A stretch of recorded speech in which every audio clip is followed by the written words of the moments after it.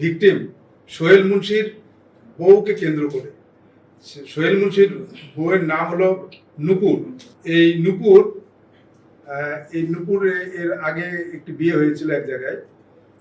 তার আগের যে স্বামীর নাম দিন ইসলাম, সেটা হলো টঙ্গিবাড়ি থানাধীন যশলং ইউনিয়নের শেজাবাদ গ্রামের বাড়ি, এবং সেই ঘরে তার একটা পুত্র সন্তান রয়েছে 3 বছরের।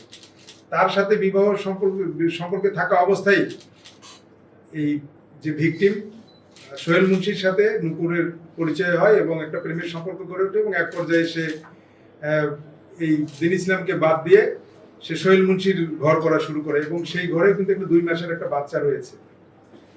তো এই যে আমরা এই ঘটনার সাথে যে জড়িত নূপুর আক্তারের যে পূর্বের স্বামী